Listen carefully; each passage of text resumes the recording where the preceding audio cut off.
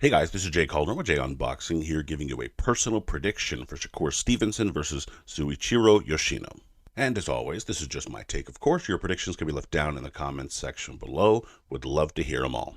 And a little bit of fight info here. We have Stevenson taking on Yoshino. This will be taking place on April 8th at the Prudential Center in Newark, New Jersey, airing on ESPN in the lightweight division. Still, it's a fight on a weekend with mostly lopsided fights, so here we are. That said, perhaps it can surprise us. The biggest question mark is really just how well does Shakur deal with the new weight, and can Yoshino ask questions of Stevenson that he might not be ready or able to answer at 135 pounds? I think I know the answers there, but it's boxing, and that's what keeps it exciting. So, does the American prevail as expected in his lightweight debut, or does Yoshino really upset the apple cart here? Let's break this one down. Starting with Stevenson. For Stevenson to win, you want to earn his respect early. This is always important, in my opinion, to do when you're moving up. It doesn't mean that you have to show concussive power or completely knock him out or even hurt him or drop, but it does mean that you have to at least show him you have enough pop that he can't just walk right in and bulldoze you. Also, with the style of Yoshino, you will have to show him that he has to respect you, because otherwise, with his style, he's going to try and take any ground you give him. And if you're backing up the entire time, just not putting much on him, he's not going to think twice about stepping in and trying to make this a firefight. Obviously, if you're Stevenson, you're trying to keep it a little cleaner and tidier than that.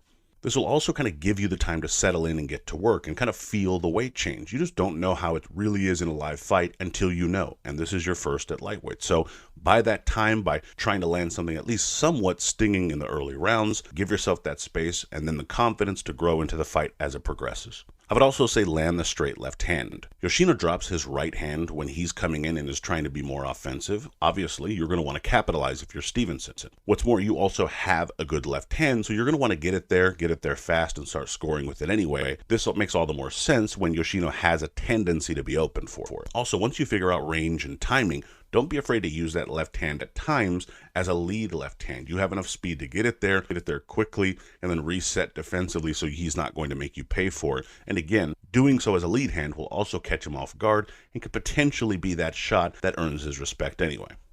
And finally, I would say stay off the ropes.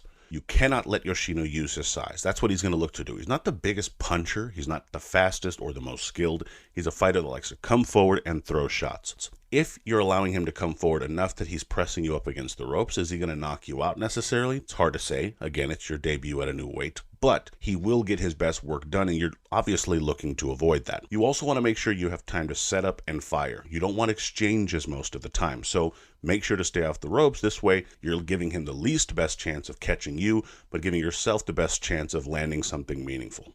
Switching over to Yoshino. For Yoshino to win, I think you want to land something early as well. Again, I think this is important for both of you, and this does a few things for you. For starters, it gets you scoring. Against a fighter who is favored, who's in his hometown, you want to make sure that you're giving judges all the reasons to give you some rounds. But also it can help get your confidence up and make him have something to worry about and respect. Potentially even question it as he's moving up. This is a new weight for him. I don't want to dwell on that point too much, but if you can make him kind of doubt whether or not he can handle the power at lightweight, whether you have gigantic power or not, all the better for you if you're Yoshino. Shakur being more defensive at least gives you a better chance to get off your shots, be a little bit busier. Will you land everything? Not necessarily, but the earlier you land and the more consistently you're throwing, the better for you. I would also say be willing to trade. You need to play a numbers game. You're the away fighter. He's faster with better skills. You have to be more about quantity if he's more about quality, because otherwise you're outgunned entirely. Shakur isn't a big puncher, and he is moving up again, as I've said for the 14th time, but that doesn't mean you have no respect for his power. He can fight a little bit. You just can't fight scared. You have to be willing to make this more of a war, because otherwise you are literally outskilled and just playing too much catch up for too long of a fight, and I don't think it benefits. You have to be willing to get inside, take a shot or two to do it at times, just so you can land perhaps more meaningful shots and shots that'll give you the best chance for success on the night.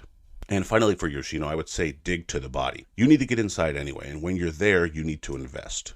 To the body is a pretty good way to do it because, number one, you're going to be in a position where you're throwing shots you're comfortable, but also it's going to be a little bit harder to defend those kind of shots for Shakur if he's worried more about being caught upstairs. If you can dig to the body and invest, might slow him down a bit, settle him down a bit, and make him fight more. If he stands and fights more, that's all the better for you if you're Yoshino. Ultimately, the reason I bring up the weight change for Shakur is because you just don't know how he carries the full weight against a guy his size in a fight for the first time. You have to find out, and everything here tailored to you is about you finding out the best way you can, and digging to the body is no exception.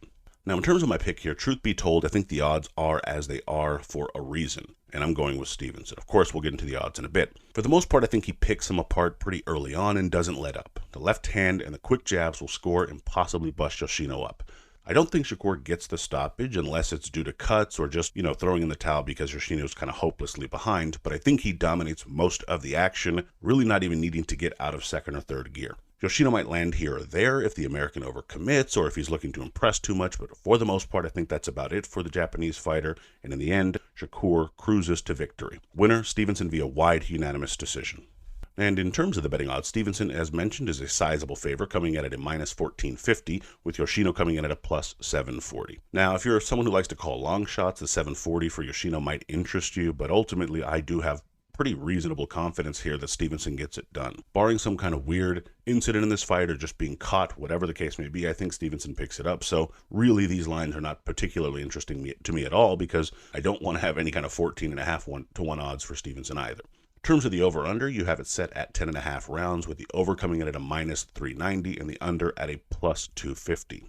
To be honest, this is just not the sort of fight where I'd be laying kind of bets in these ways, because I don't really see much value in that over-under either. The over, again, is just too wide an odd for me. Even though I pick this to go the decision, it's just not a great return. In terms of the under, I don't think Yoshino beats Stevenson, and I don't think Stevenson gets the job done inside the distance. So again, kind of a line I would stay away from, unfortunately, myself as well. In any event, those are your odds. And my prediction record as of this recording is 9-4 with 8 exact, but let me know what you guys think down in the comments. I'd love to hear your thoughts, predictions, bets, so on and so forth. Please be sure to like, comment, share, subscribe, and follow me on Twitter at jcalderon_JOB. You can email me at jgonboxing@gmail.com. I'd love to hear from you there. Also, be sure to check out jgonboxing.com for schedule, results, betting odds, rankings, news, all that good stuff. And as always, until next time.